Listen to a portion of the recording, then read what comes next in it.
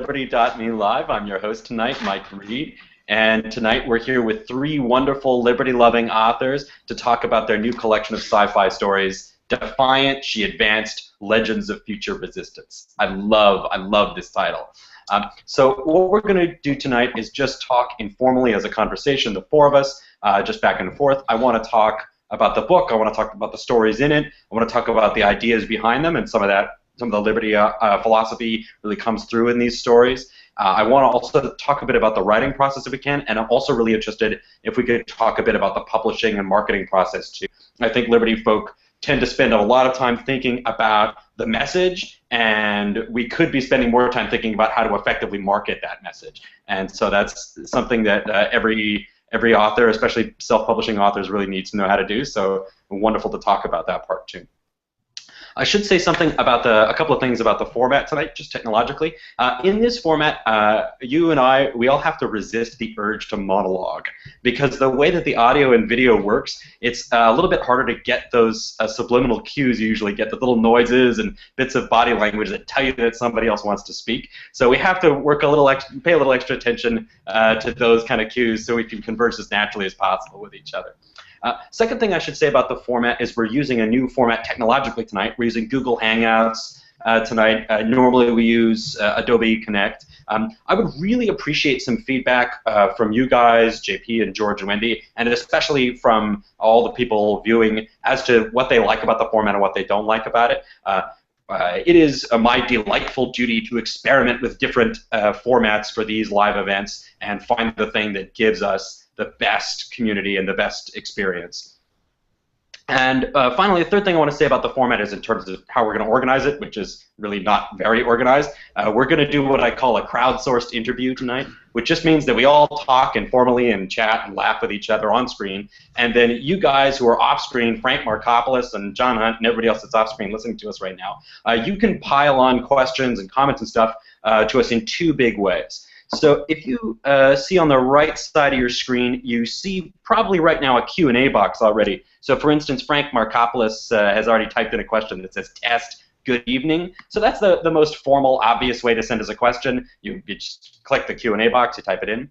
You can also, let me show you my screen here for a moment so you guys can see what I see. This will be a little bit, I'm worried we'll fall into a science fiction short story when I do this, because now my screen will be showing you a screen of the screen I show you. So here I am, and if you look on the far left of your screen, these little buttons will pop up, and you can choose between having the regular chat, which is this blue box, which is just the informal chat like, "Hi, folks," and then the official Q&A box, and you can do it either way. So those two options are open to everybody. Enjoy, pile on us. It's a crowdsourced interview, which means I only come up with like 20% of the questions. Usually the audience comes up with a whole lot more. Okay, wonderful. Thank you, everyone, for coming. It's great to be here. I'm going to show you my face once again. I always feel a little bit big brother-ish when I'm on screen share. So, George, I wanted to start by asking you a little bit about how this collection came together. So, George Donnelly, he's the guy who organized the collection. He's the guy with the butterflies behind them, for those of you that can't see it. I saw you talking about getting this collection of science fiction stories by Liberty authors organized, I think in June or July of this year on Liberty.me. I saw some messages from you about that, and I thought, oh, you know, that'll be cool. And I didn't know how great it was going to be, but I thought it was going to be neat. And I'm wondering now, how far back did you come up with this project, and how did you decide that organizing a collection was the smart way to go?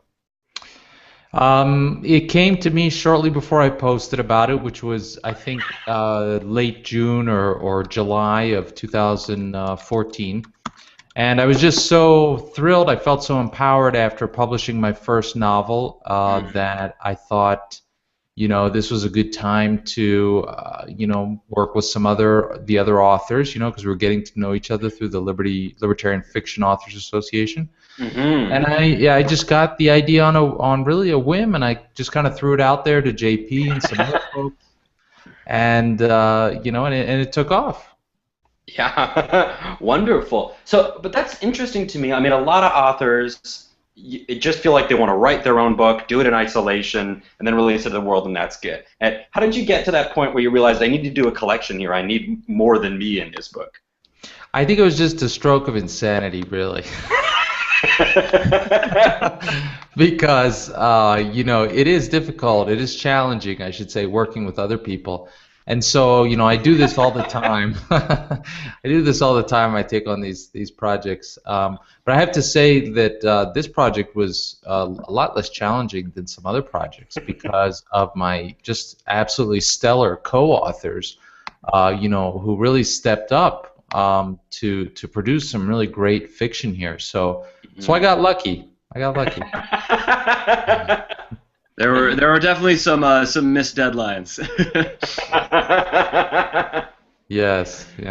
Yeah, there were a few times there I thought we just don't have enough stories. I'm gonna have to push it back or whatever. And then Wendy came in, on one day on the list, and she's like, "Well, you know what? I just think I'm gonna contribute something to this." And I was like, this is a good sign. It's Wednesday. It's time to be a science fiction writer. And what a story she wrote, Oh my God! Yeah. Great story. Oh, thank you. Yeah, so Wendy's is the first one in the collection. So I open up the book, I don't know. Let me show you guys. I'll skip back to the beginning of the book here. So I open up the book. So here I am. Can you guys see it? This is my Kindle with Defiant, She Advanced, Nice. Legends of Future Resistance on it. That's good. So I'm thinking, this will be fun. I'll see what's in here. I know Wendy was involved, right? So I'll check it out. And the first story, bang! It's Wendy McElroy's story, "The Slow Suicide of Living Again." Wendy, did I get the title right? Yes, you did. And so I found that I was getting hit from two sides. It was like getting ganged up on in an alleyway by two thugs with this story. And one of the guys, it was like a roll of quarters in his fist, is hitting me with libertarian theory, like how we could imagine private law societies, how we could imagine private restitution organizations. And Wendy's put this really interesting future kind of speculative fiction setting for this story, where the main character works in an organization that is essentially a private police organization or a private restitution organization, even conducting kind of private vengeance in some cases. And so, on one side, that's bad enough, but on the other side, I felt that I was getting really powerful, personal stuff. I noticed, Wendy, you call the sort of mentor of the main character in the story is named Murray, and I really felt there was a personal touch there on that. Really? Yes, of course it was. And Blumenthal was, of course, Nathaniel Brandon's first name, real name, before he changed it. So there are all kinds of little things like that I just had fun with. But yeah, it was on both levels. I wanted, I've always had doubts about the libertarian theory of restitution, because I always thought that at some point when you get into truly violent crime, there's no way to really make restitution. And I wanted to grapple with that. And I'm turning this story into a novel where that becomes the main theme as I push it forward. But it was also very personal in that I've loved the idea of characters who are not what they seem. And the idea, one of my favorite techniques is you go under hypnosis or something and you find out you're a totally different person. That kind of science fiction story. And one of the reasons I like that so much is because the sincerity of the person who believes they are something that they're not. And then there's the sincerity and the revelation that comes through. It always fascinated me. So I have those two themes, as you mentioned. Yeah, it's wonderful, and yeah, what a way to start the book! Good editorial decision there in terms of being. So I knew I was edited. There was going to be some liberty ideas in the book. I knew there was going to be there. So I knew part of it I knew what I was getting, and then part of it was just unexpected magic. So it's great thing to have. I read at the beginning of the book. Thank you. Well, and I loved also the way that you kind of introduced the world building and how the world got to be at that point, and just kind of hinted at it. You didn't really hit people over the head with, this is exactly the steps that we take to a libertarian society. It was very kind of hinted at, which I think made it a lot stronger. Do you think so? Because that was the one thing that I thought I might. No, I really, because I'm the novice here. I mean, you two have so much more experience than me. I thought maybe I'd stinted on that, and that maybe it was less colorful or less. But I wanted to be so plot-driven. I had so much plot there that I just, Rand said the three things that you need. Here, I start quoting Rand in science fiction. Yes, the three things you need is plot, plot, plot. And so I wanted it to be plot-driven, and that kind of maybe. Well, I'm glad it came across okay. Yeah, I think it worked well. It was enough in there to season it, but not so much that you were kind of, Tolkien-esque in terms of giving a history or something. There were no campfires where people sat around and sang for 20 pages. Yeah, yes. I was a little disappointed there wasn't like an Elvish language, any extra languages at all. I don't know. Next time, we'll do a fantasy anthology. Wendy, can we, just for the benefit of everybody listening, everybody who's going to watch us on YouTube later, can you just zoom out and give us a 1 or 2 minute overview of the setting of this story? I don't want to give away the whole story, I don't want to do a big spoiler, but if you could zoom out and give us a setting of Slow Suicide of Living Again. Well, the setting is basically in Los Angeles, where I lived for about 10 years. So I'm familiar with the freeways that you'd have to have in order to be able to connect the zones, which have basically fallen away because there was civil war that came about as the result of black riots and race riots that just accelerated. And various areas became defined in different ways. Santa Monica and the whole area near the beach, which would include Venice Beach, which borders on Santa Monica, I go into this more in the novel, became more of the free zone, where people retreated and attended to attract people who were not only freedom-oriented, but probably the more scientific, the more engineer types, the types that go into libertarianism. And LA proper became more militaristic. And they basically, it became so very bad in the last days of the civil wars that the zones basically have a neutral kind of attitude toward each other, not friendly, but neutral, because they trade with each other. And so what we have is the main character, Mac, is living in the free zone and is working for a restitution company because they have a whole system of law and such that borders on anarchy, that borders on libertarianism, but she deals with the other area in Los Angeles because she has to go in there. A lot of people flee there and such, so she has to go in there for restitution purposes. So that's a broad view.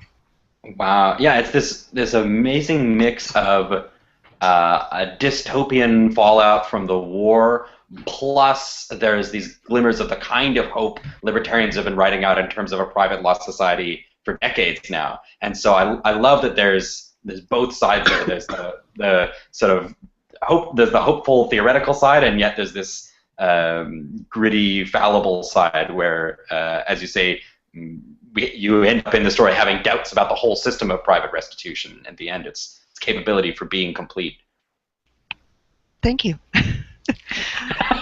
But I think JP and George should talk about their stories. Yeah, I pick on people one at a time. Okay, so confession, guys. I haven't read the whole book. I've just read Wendy's story, JP's first story, which is Under the Heel of the Aether Imperium, George's double plus unhate, which is like a really it's not action packed. It's like thinking packed. It's all in Orwell speak. It's all Orwellian double speak.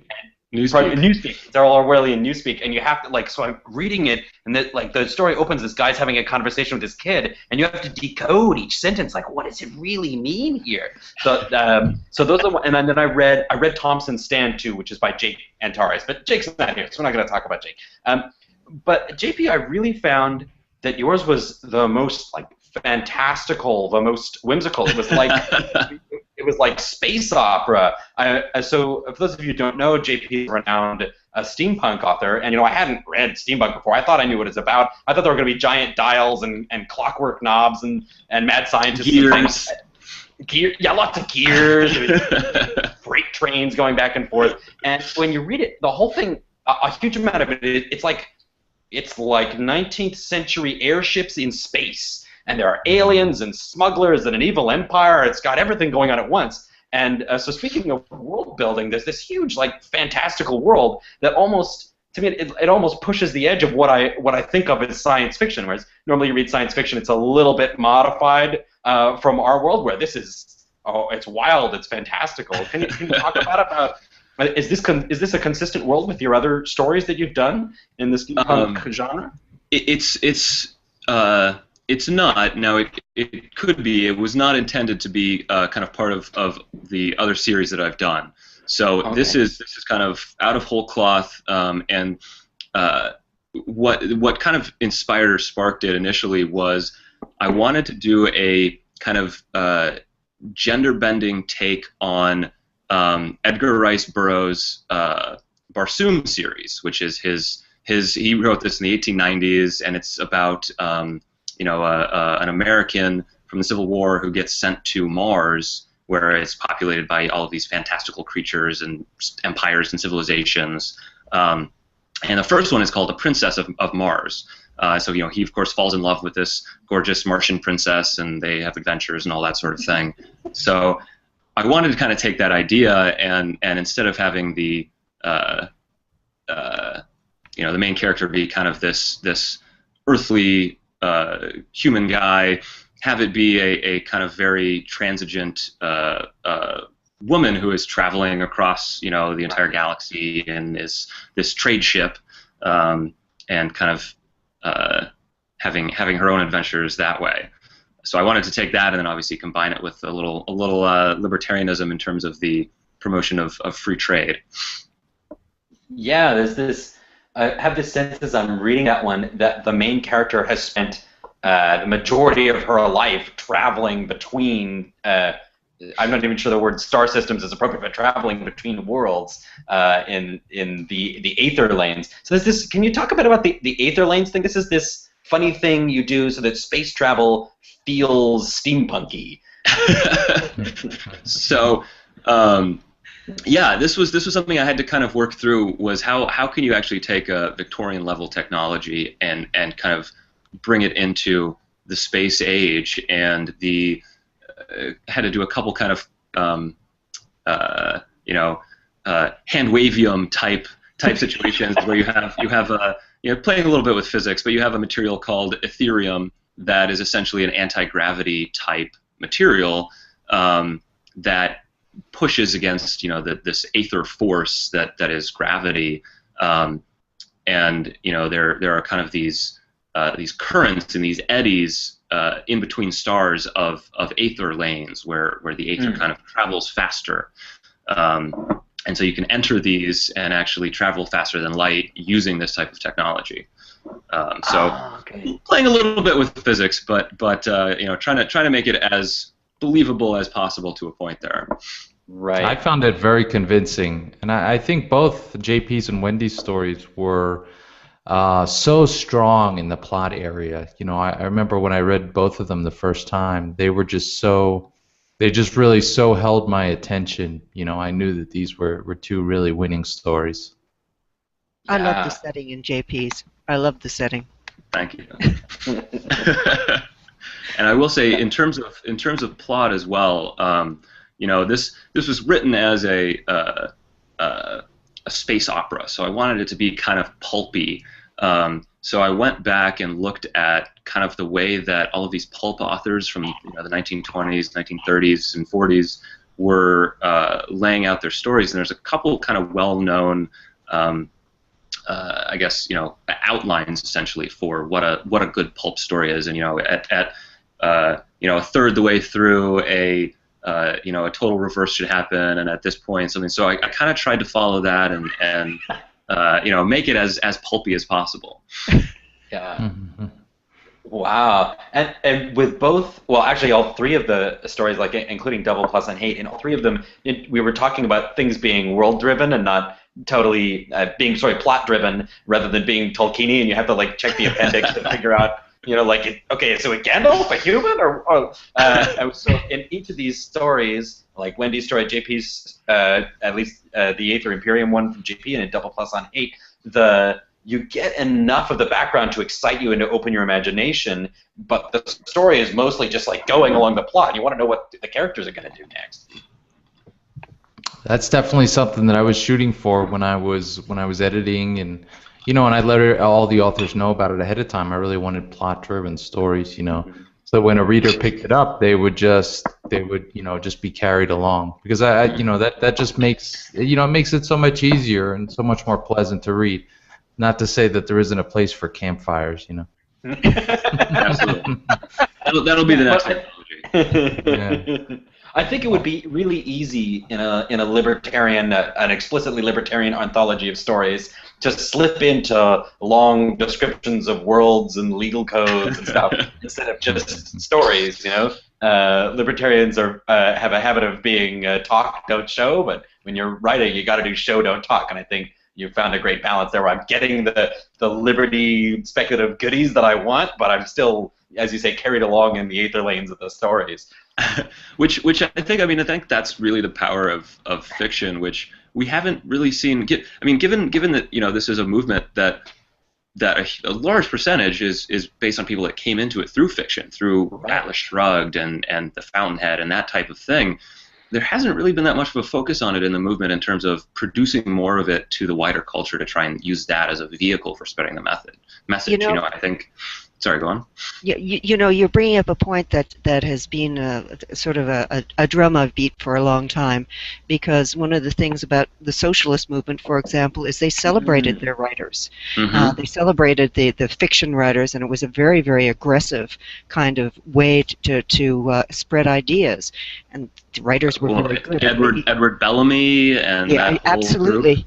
Yes, absolutely. And one of the things I've always tried to encourage, and with very little success, is why, when we have conventions, don't we have science fiction writers? Why do we have economists being the speakers? Why do we have people who are political scientists? And not that those are not valid things to do. I do them myself. But you should have L. Neil Smith. They should have. So many people came through L. Neil Smith. He's one of the main conduits into the movement. Rand, as you mentioned, and it's almost as if it's discounted as not really being ideas, or it's not really being serious. I don't know whether it's partly because science fiction has been the main genre, and maybe if you're not into science fiction, as most of the people I know who are in the movement proper are not. There's a whole big, huge science fiction cadre, but if you're at a university, you usually probably are not. So I've never understood. I've been, like I said, beating the same drum that you're talking about right now. I came through fiction. Half the people I know came through fiction. Absolutely. Someone will read you, and they will come through you. Yeah. I'm sure they have already. We need to stage a coup d'etat against all these economists. Who's with me? Artists unite. A new anthology. Defiant killed the economists. And I'm thinking about, there's a real turncoat in the story. You guys know David Friedman. Well, he's got 2 novels out, eh? Do you guys know about this? And so this is a character, who could really be swung to your side here. Although maybe you guys are already sending encrypted messages to him, organizing behind the scenes of the economy war. He's an infiltrator. You can have someone behind the lines. Yeah, no, he's got some. I don't know if you can see this. He's got some good. I'm looking. It's Salamander is one of his recent. Yeah. He's got 2 science fiction novels out. I think he's written, or fantasy novels. I think he's writing a third, and he writes poetry as well, which is little known about David Friedman. But yeah, he's great. Yeah, wonderful. And then, okay, so talking about the role of language, the role of ideas in bringing people in, I just want to take a moment. to talk about George's double plus on hate. So George, I'm a dad too, and your story double plus on hate really, again, there's this personal layer where I know you're a dad, and a huge part of the story is about a father figuring out how best to raise his son to live free in an unfree world, which is very much our dilemma.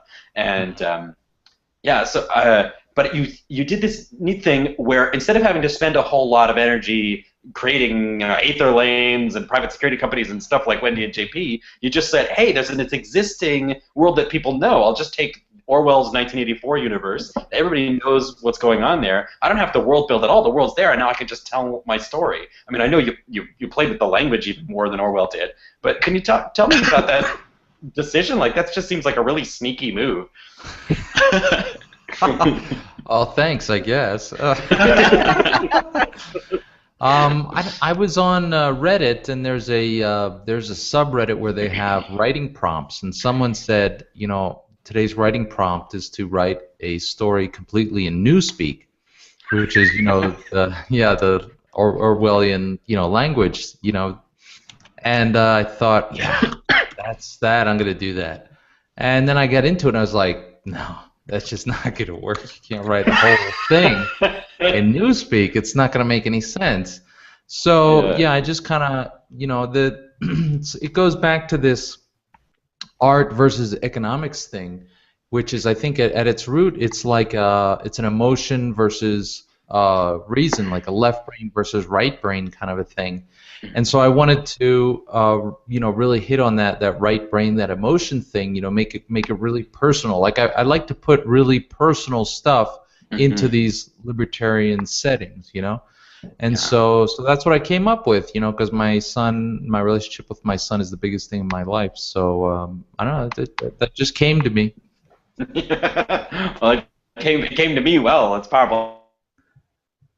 My son's only 4 months old. I think he's currently giving his mother a heart, but I'm carrying him around, and I'm thinking, like, what are we gonna do, man? Like, the world's really crazy. Maybe we can make it better.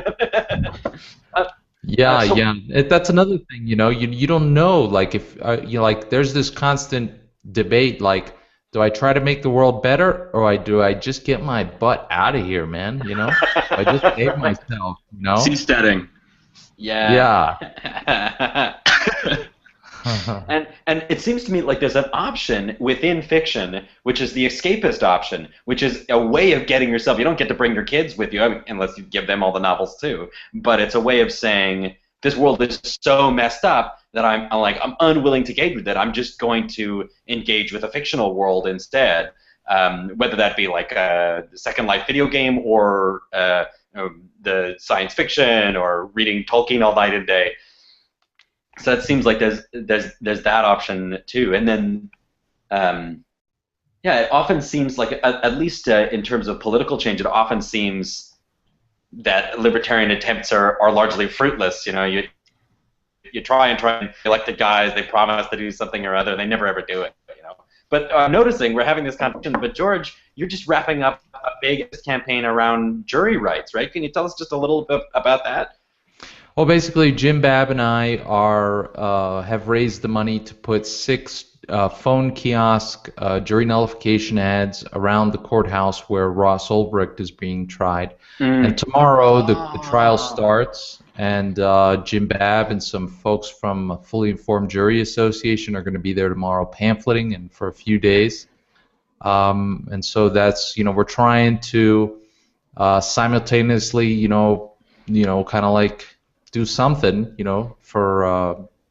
for that situation, as well as launch, a bigger effort to end victimless crimes prosecutions in New York City, as well as just leverage the whole thing to bring people into an educational thing, basically a mailing list where I'm going to send out lessons on a weekly basis about jury rights, so that we can kind of cultivate a group of people across the country who can be jury rights activists without ever having to risk their neck in front of a courthouse, because that can be pretty dangerous. I got arrested doing that 4 years ago, right? And it wasn't very much fun.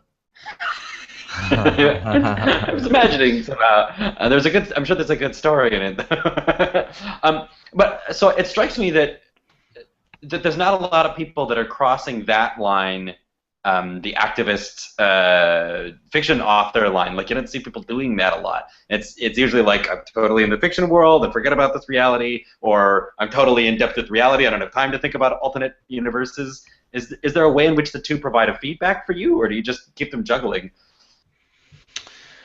I don't know, but I'm not sure what to say. But I do know that all the conversations that I have in the Liberty community with different people, even people that I vehemently disagree with, inform my fiction.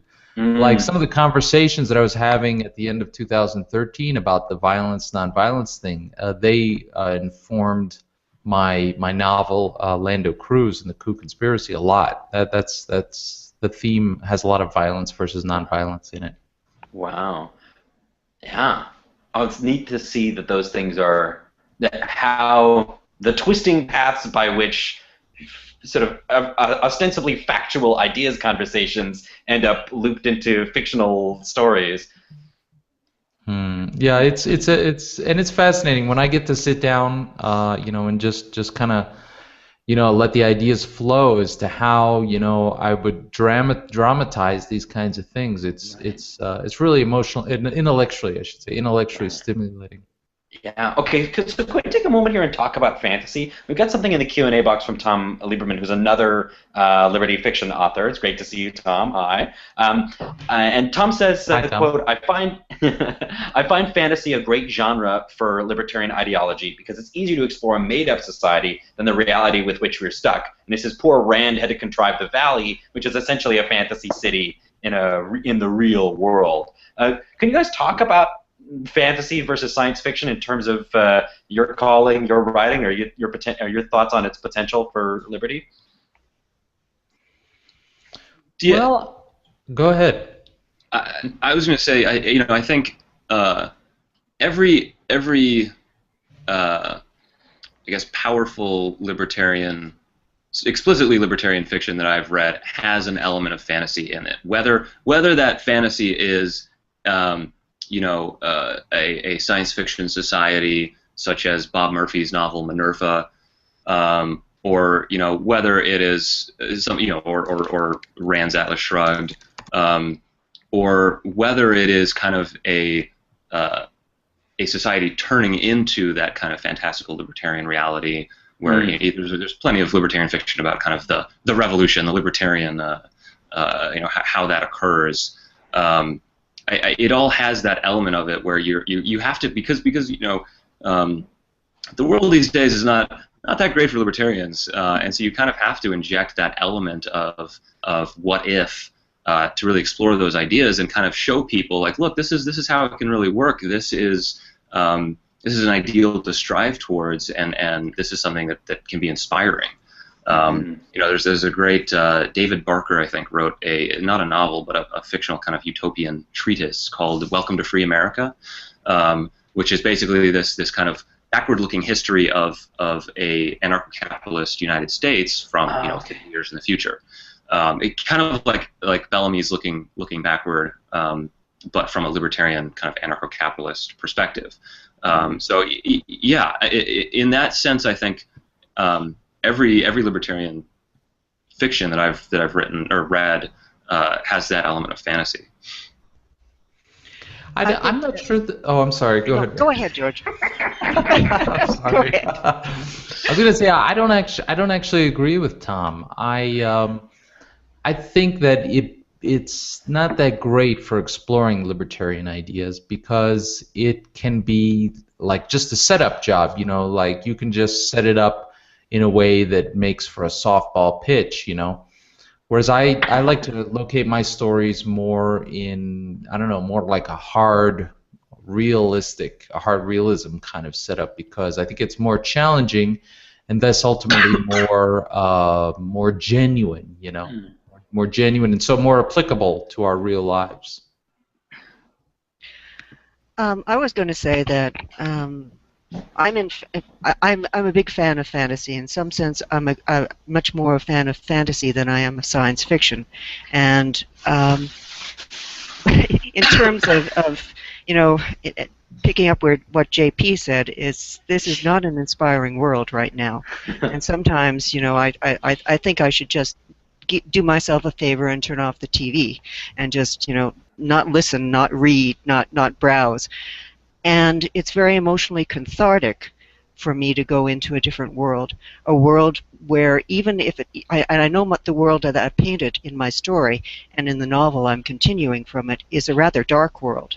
It's noir and it's dystopian, and it becomes dystopian not merely in the world but in terms of the character that is trying to find herself, which is the theme of the story in the book. I find it sometimes at night when I can't get to sleep, I just do plots. I turn over plot options in my head, and then I can sleep because I'm not thinking about, a story I'm writing, an article I'm writing, or I'm not thinking about a news item I saw on TV before I went to bed, which is really a bad idea, watching the news before going to bed. But so I'm kind of I'm very big on fantasy and science fiction. I'm trying to actually. I spent a long time one session with myself trying to figure out what the difference between science fiction and fantasy is, and they do blend into each other. I think there is a clear line, but they do blend into each other, and I'm hoping to blend them myself. One of the things that I wanted to introduce maybe, or ask a question, is in terms of my theory of art, of aesthetics, I have always been a very big art for art's sake person. And that's very different than a lot of libertarian authors adopt, because they do art for freedom's sake, or art for the message sake. And I've always been rather put off by that, and I've often wondered whether or not the art that results from that is a little less rich. And so I'm throwing that out because I'm definitely at this point going for art for message sake as well as art for art's sake. And I'm trying to combine them two, but I've always been rather critical of that approach, and now that I'm writing myself, I find myself I'm going more and more toward it. So it's a debate that's going on inside myself. Yeah, it would be great to see some comments from viewers as well in the Q&A or in the chat box about that. It's a really interesting kind of wide open question, and you're influencing how Wendy McElroy writes her first novel. But I think you're right. A lot of, in the past, there has been a lot of libertarian fiction that was overly message oriented, and it can get boring, and it can feel stilted. So I want the message to be in there, but the art definitely has to come first. And I think that most of the people in our little group, the libertarian fiction authors, the folks that communicate a lot, feel really about the same way. I've read a lot of their fiction, and it's all it's all art first. Yeah, I don't think necessarily that the ideas are contradictory, but I do think that there's a clear hierarchy. I think the story and the plot and the characters, that has to come first, and I think maybe the structure of if you set that in a libertarian world, the message will then kind of flow naturally out of that. I don't necessarily think that you shouldn't try to inject some sort of pro-freedom message in your fiction, but only when it serves the story and the art. I mean, again, Rand is a as much as people like to trash her or whatever, I think she's a great example of message fiction that works. I mean, it's converted tons of people to libertarianism and has made a lot of people, it changed their lives essentially, and she kind of explicitly went about doing it to convey a message. But the power in story is such that even if at some points it may be ham-handed, you want to keep reading because you want to find out what happens next. And she was good enough at her craft, at the art, that she was able to do message-based fiction and do it well. And I think a lot of people just starting out maybe try to do that message part first without getting the craft stuff down first. Yeah, the craft stuff is definitely so challenging. I mean, it's a lot easier to get the the message than it is to get the craft. I think the craft. I've been studying fiction craft for basically 20 years, and I still have a lot to learn. It's challenging. There are lots of subtleties, and I discover new levels to it all the time as well.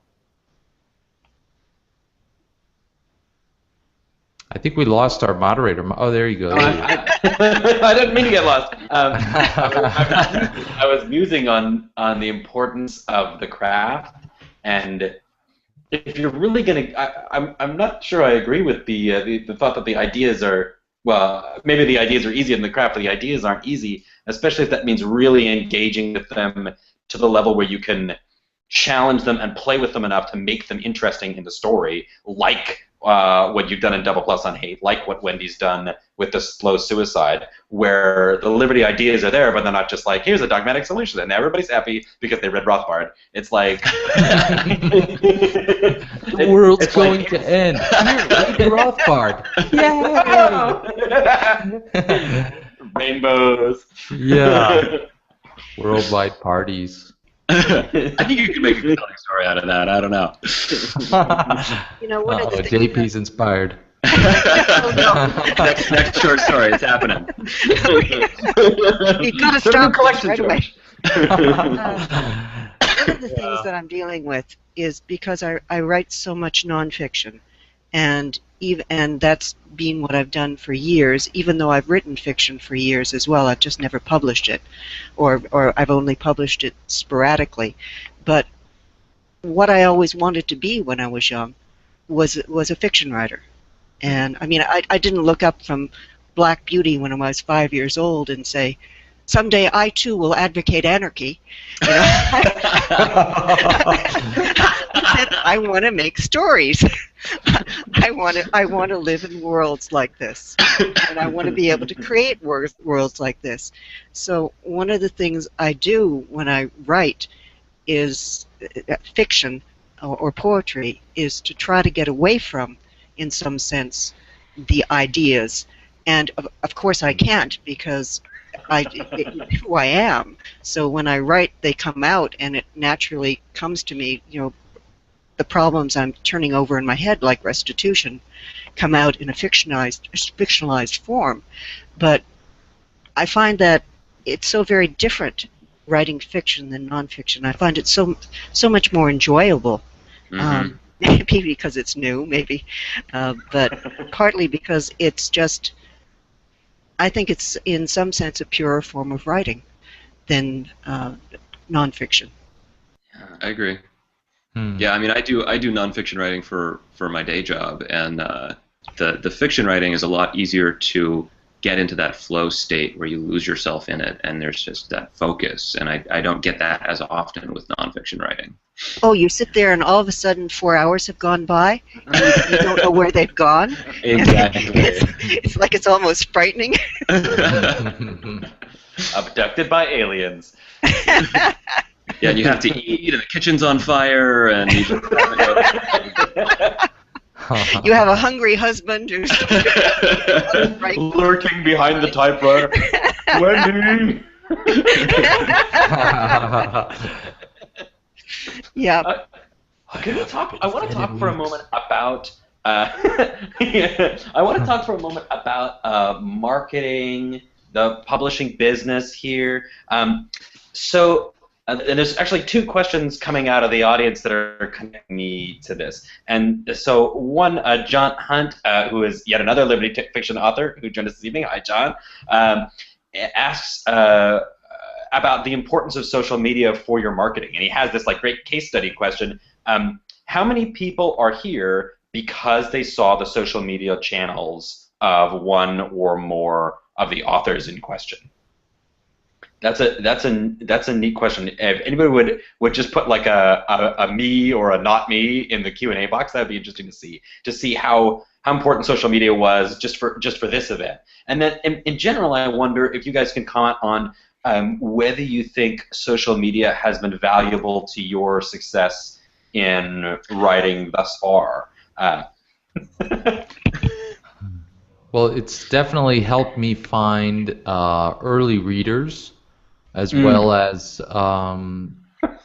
yeah, mainly early readers. I don't know if it's helped me sell very much, but definitely finding those early readers, definitely. Yeah, readers and reviewers. I will say I have not had a ton of success on platforms like Twitter or Facebook, but on something like Reddit, where you have a much, I think, larger audience that you can reach out to, and it's more targeted. I mean, you can go to a subreddit that is very specifically, agorism or anarcho-capitalism or libertarian, and kind of market directly to those people.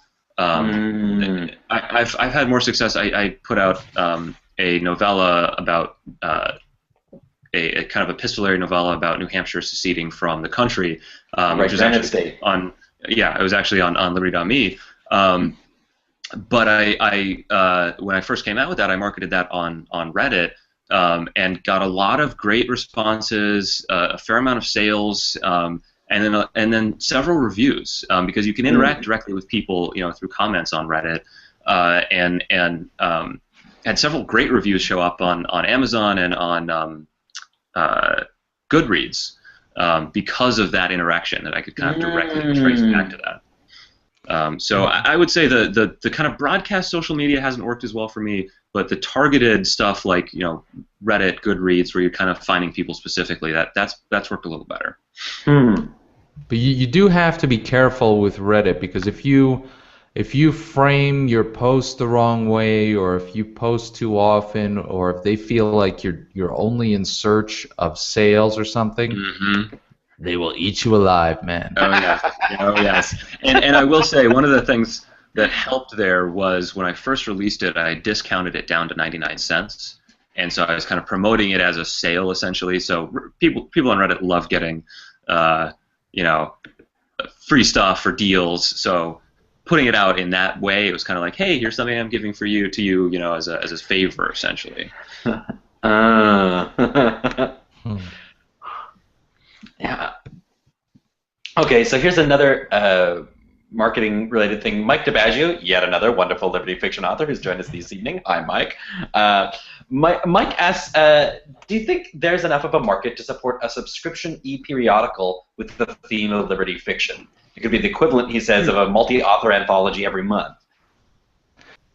I think that it would be a good idea. It's something that I was thinking about, of trying to issue something every quarter, as Mike suggests in his comment. But I think there are a few challenges here. One is finding enough libertarian fiction to fill such a publication. I'm ready to commit right now. Wendy's in.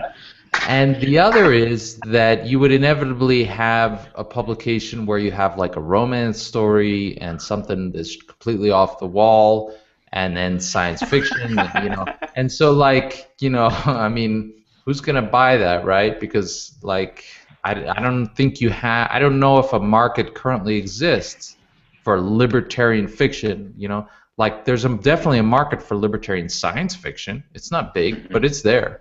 But a marketplace that's going to receive all these different subgenres, I don't know about that. I think it's worth a try.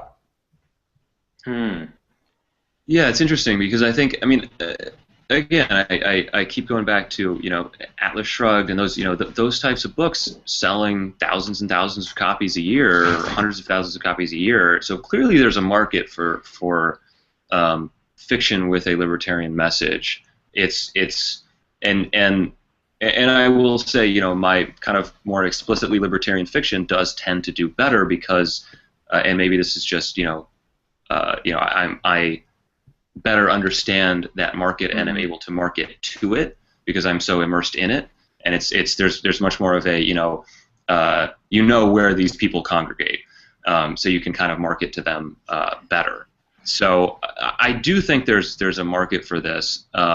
Like George said, I think there may be some genre confusion issues, but I would be perfectly happy to buy an anthology just based on libertarian fiction, even if it was a cross-genre. I'd totally read a libertarian romance any day. Yeah. Maybe the trick is to get the sales. Each quarter has its own theme. So the fall quarter is the sci-fi theme, and then the spring is the fantasy theme, or whatever. Maybe you got to do 2 sci-fis a year, and the other 2 are something else. And that way, people go and get the subscription because they want the sci-fi, or like the Liberty romance, whatever that is, and then they're hooked, and then they get to see this other kind of stuff. That's a solid idea. Yeah. So But I think a Liberty romance, Jeffrey Allen Plauchet, would be really interesting. Like, are your principles pure? Are you a plumb line libertarian? Yes, my dear. She felt I once saw a website of objectivist pickup lines, and it was awesome. I don't know if Jen LaGreca is here this evening, but she was here a couple of nights ago, and she was telling me she's going to show up. And she has written Noble Vision, which isn't quite sci-fi, which is a little bit sci-fi, but it's a romance novel plus a medical drama set in a kind of dystopian future where the main character is a doctor who can save the life or save the health of the woman he loves, but the government forbids him to do this experimental treatment. So there's liberty romance there. It's happening already. and I highly recommend Noble Vision. It's a good little novel. Yeah. I want to talk about I want to hit a couple more Q&A questions, and then I want to advertise a few cool things that are coming up, and then I need to wrap up in about 10 minutes or so. I wanted to. Jeffrey Allen Plauchet has an important question. Can one of you please write an alien abduction story in which the protagonist converts the aliens to Rothbard? Well, maybe I can claim the Rothbardian status of the panel. That's all you need. Yeah. Yeah, that'll have to happen in the next anthology. Yeah, great. Next, that's like the fall issue is all alien abductions. There you go. As long as I keep the voting out of it, as long as I keep the political stuff out of it, it's fine. Yeah, you could have it like a backfire story. Like at the beginning, you convert them to Rothbard, but then they go too far and they start voting, and the voluntarists are all driven mad. Leave it to Jeffrey. So Scott Graham asks, process-wise, when you're writing a story, do you have a process that you use to start your fiction? Like George has talked about being inspired by conversations. How do you guys have a process for getting started? I just turn around ideas. I try to sometimes I'll sit down and I'll just come up with a bunch of ideas, and then I'll let them sit and I'll try to figure out which one I like best. In fact, right now I have like 15 ideas kind of sitting on the back burner. So I'm similar. I would say I write more. I get kind of an idea for a story first, and then I would apply the principle, the libertarianism to that story as a seasoning, maybe. I will say a lot of my ideas tend to revolve around libertarian principles already, so it's kind of baked into the plot, as it were. So I mean, like a New Hampshire is seceding from the United States because of the Free State Project. That's already pretty libertarian, but that was kind of the idea for a story. So that naturally is going to have those principles just baked into it. Right. I tend to. I can't write until I have the plot worked out. I can't write until I know exactly where everything's going, and I know the last line of the short story, or of the novel, or whatever it is I'm writing. And what happens is that I turned over, in terms of the story and in terms of what I'm writing the novel right now, one thing kept going through my mind, and it's a theme that was expressed once or twice in the first short story, is the phrase, "If you meet John Galt in the road, kill him." And that's going to be what basically unravels the whole novel, is when you find out what that means to the heroine. who when you find out exactly why she is haunted by that. So I had that haunting me for a while, and I didn't even know why I was so attracted to it. But I kept turning it over, and plot ideas kept coming off it, and then I finally realized the whole overview, and then I could write. Maybe I just I'm sort of obsessive about having to know where I'm going, because when I write nonfiction, I know exactly what I'm going to say and what I want to, where I want to go, and so I guess I approach nonfiction the same way. No, I definitely outline it as well. I do kind of a basic scene outline, what's going to happen in each scene, and then I go for it. I tried to do more in-depth outlines, and I just bogged down in trying to come out with every little thing that happened before I wrote, and it was kind of doubling the amount of time it took to write. So I do kind of a very basic outline for each scene in a chapter or a short story, and then just kind of go for it. When I get more confident, I think I'll probably do that too. But right now, I'm overdoing everything. Tom Lieberman. I find sometimes I need an outline, but sometimes I can just wing it too. Like the Death Shop, the last story in the anthology, I just winged it all the way through. By the way, I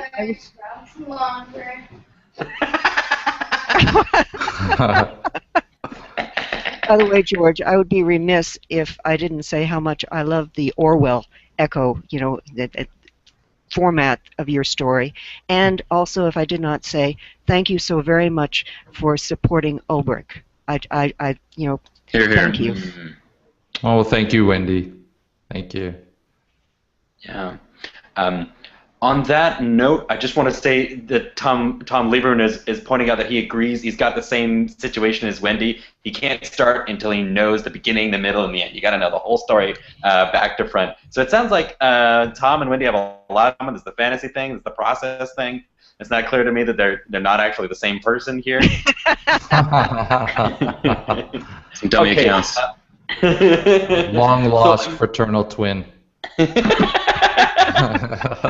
Or a la Slow Suicide, it's the subconscious form of Wendy McElroy reasserting itself after years of amnesia. Okay. We are going to see. Doppelganger from an alternate universe. So, guys, thank you so much. This has been just fantastically interesting and fun. What I want to do now, just to wrap it up at the end of the hour, is to talk briefly about a few new great things on Liberty.me this week, and then I also need to give people the Amazon link for your book again to make sure they go and get it. So I have 3 things I want to talk about on Liberty.me this week. Number 1, the book I'm holding in my hand is Frank Markopoulos' Infinite Ending. This book is another collection of 10 short stories, Liberty-minded short stories, and the ebook version is free to all Liberty.me members for, I think, the next 3 days until January the 15th. That's it. So I'm going to give it a link here. Actually, I'll put the link. Well, you guys will see the Q&A here. I'll put it in the comments. But if you go to liberty.me and you just search for Frank Markopoulos or Infinite Ending, you'll find it. Frank Markopoulos is on there promoting it about every 13 seconds, so you'll see a post from him that'll lead you to it. And this is another neat collection of stories. It's all by one guy, though, so it's a little bit different. And it's mostly not science fiction. It's mostly set in our world. It's mostly funny, sexy, gritty stories in our world, but the way he does it makes you see our world in a different way. So I want to encourage people who are enjoying Liberty fiction, want to think a little bit outside the science fiction box, please go ahead and check out Infinite Ending, free to you for about 3 more days. I love that cover, too. Yeah, it's a great cover. I love this, the blood dot right there, and then it's cool. You see this this infinity thing he's got going on. If you go to the back of any chapter, I don't know if you guys can see that, but he's got the little infinity logo at the end of each of the short stories. That's cool. Very nice. Little design. So that's Frank Markopoulos' Infinite Ending. Second thing I have to mention is another great book, not technically a fiction book, but nonetheless interesting. Another book that's also, the ebook is free to Liberty.me members, and this is Jeffrey Tucker's new book, Bit by Bit, How P2P is Freeing the World. So this isn't science fiction. In fact, it's nonfiction, but it's Jeffrey's reflection on the technological trends that are reshaping our future. So for me, really, I got to, I got to read this book again and again, and it's really a mind-altering book for me. It's got great stuff on the power and meaning of stuff like Bitcoin, Uber, and other peer-to-peer networks. And I think Jeffrey makes a really persuasive argument that these are helping us to transcend the state or move beyond it without politics and without permission. So it's a wonderful, it's a hopeful, it's an uplifting book, especially we've been talking tonight about how realities feel grim, feel hopeless. Well, this is a book that's nonfiction, but makes you feel hopeful. So enjoy that one. That's Bit by Bit. Just came out about 24 hours ago. So go and enjoy it, read it, and then even if you read it on liberty.me, go and review it on amazon.com, because as you author folks know, that's how people find it. And then finally, the third thing I got to tell you guys about, Wednesday night, 2 nights from now, I am back here for another live event on another book with Friar Maxime Villeneuve about his book, The Third Way. Yes, he really is a friar, an Augustinian Catholic friar. Yes, he's a member of Liberty.me, and yes, we are talking about his book on why governments should not restrict marriage at all. This is a cool faith-based position you do not usually get to see, so I'm really looking forward to it, and you should go sign up for that immediately after the class. Now, finally, most important thing, everybody should go right now and get Defiant, She Advanced. The book is available on Amazon. I'm posting the link over here. Defiant, She Advanced. The most important thing, I think, from a marketing perspective, is after you buy it, is read the first story and then go make a review of it. Because they need the reviews, and they need the reviews now, because that's how Amazon decides what book to promote to the next guy who's reading his Kindle. So go ahead and do that. Okay, so now I've had the chance to talk, to promote things. I've had the chance to talk with you. I'd like to turn it over to you three just to say goodbye, a final word of thanks or goodbye to us. Well, I just want to say thanks, Mike. Thanks Liberty.me, thanks Wendy and JP. It's been a real pleasure. It's been a lot of fun chatting with you guys. Mm-hmm. Here. Yeah, no. Thank you, George, for kind of all the effort putting this together. And Libertarian Fiction Authors Association. Highly recommend if you're interested in any kind of thing like that. Libertarianfictionauthors.com. Jeffrey Plachet has done a great job of kind of bringing together a great group of authors. Yeah, absolutely. Check that out. He's done a wonderful job, and frankly, I'm not sure that I would have published this year, or maybe hopefully sometime I would have gotten the courage to get a story out, but George was basically the proximate cause. So thank you very much. And thank you, Mike, for your animated narration and moderation. Liberty Me, thank you. Wonderful. All right, everybody. Have a lovely evening. I'll see you all soon, maybe Wednesday night. Okay, you too. Take care. Bye-bye. Bye-bye.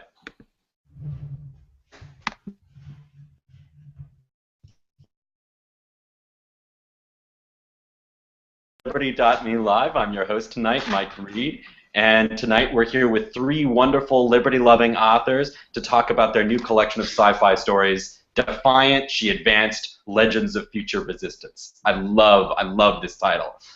So what we're going to do tonight is just talk informally as a conversation, the four of us, just back and forth. I want to talk about the book. I want to talk about the stories in it. I want to talk about the ideas behind them, and some of the liberty philosophy really comes through in these stories. I want to also talk a bit about the writing process if we can, and I'm also really interested if we could talk a bit about the publishing and marketing process too. I think liberty folk tend to spend a lot of time thinking about the message, and we could be spending more time thinking about how to effectively market that message. And so that's something that every author, especially self-publishing authors, really needs to know how to do. So wonderful to talk about that part too. I should say something about a couple of things about the format tonight, just technologically. In this format, you and I, we all have to resist the urge to monologue, because the way that the audio and video works, it's a little bit harder to get those subliminal cues you usually get, the little noises and bits of body language that tell you that somebody else wants to speak. So we have to work a little pay a little extra attention to those kind of cues so we can converse as naturally as possible with each other. Second thing I should say about the format is we're using a new format technologically tonight. We're using Google Hangouts tonight. This was a good time to, work with the other authors, because we're getting to know each other through the Libertarian Fiction Authors Association. Mm-hmm. And I just got the idea on really a whim, and I just kind of threw it out there to JP and some other folks, and it took off. Yeah, wonderful. So, but that's interesting to me. I mean, a lot of authors it just feel like they want to write their own book, do it in isolation, and then release it to the world, and that's good. And how did you get to that point where you realized I need to do a collection here? I need more than me in this book. I think it was just a stroke of insanity, really. Because you know, it is difficult, it is challenging, I should say, working with other people. And so, you know, I do this all the time. I do this all the time. I take on these projects. But I have to say that this project was a lot less challenging than some other projects because of my just absolutely stellar co-authors, you know, who really stepped up to produce some really great fiction here. So I got lucky. I got lucky. There were definitely some missed deadlines. Yes. Yeah, there were a few times there I thought we just don't have enough stories. You know, I'm gonna have to push it back or whatever. And then Wendy came in. You know, normally we use Adobe Connect. I would really appreciate some feedback from you guys, JP and George and Wendy, and especially from all the people viewing as to what they like about the format and what they don't like about it. It is my delightful duty to experiment with different formats for these live events and find the thing that gives us the best community and the best experience. And finally, the third thing I want to say about the format is in terms of how we're going to organize it, which is really not very organized. We're going to do what I call a crowdsourced interview tonight, which just means that we all talk informally and chat and laugh with each other on screen. And then you guys who are off screen, Frank Markopoulos and John Hunt and everybody else that's off screen listening to us right now, you can pile on questions and comments and stuff to us in two big ways. So if you see on the right side of your screen, you see probably right now a Q&A box already. So for instance, Frank Markopoulos has already typed in a question that says, "Test, good evening." So that's the most formal, obvious way to send us a question. You just click the Q&A box, you type it in. You can also, let me show you my screen here for a moment so you guys can see what I see. This will be a little bit, I'm worried we'll fall into a science fiction short story when I do this, because now my screen will be showing you a screen of the screen I show you. So here I am, and if you look on the far left of your screen, these little buttons. One day on the list, and she's like, "Well, you know what? I just think I'm going to contribute something to this." And I was like, you know, this is a good sign. You know? It's Wednesday. It's time to be a science fiction writer. And what a story she wrote, you know. Oh my God. Oh yeah. Great story. Oh, thank you. Yeah, so Wendy's is the first one in the collection. So like I open up the book, you know, I don't know. Let me show you guys. I'll skip back to the beginning of the book here. So I open up the book. So here I am. Can you guys see it? This is my Kindle with Defiant, She Advanced, Nice. Legends of Future Resistance on it. That's And good. so I'm thinking, you know, this will be fun. I'll see what's in here. I know Wendy was involved, right? So I'll check it out. And the first story, bang, it's Wendy McElroy's story, The Slow Suicide of Living Again. Wendy, did I get the title right? Yes, you did. And so I found that I was getting hit from like two sides. It was like getting ganged up on in an alleyway by two thugs with this story.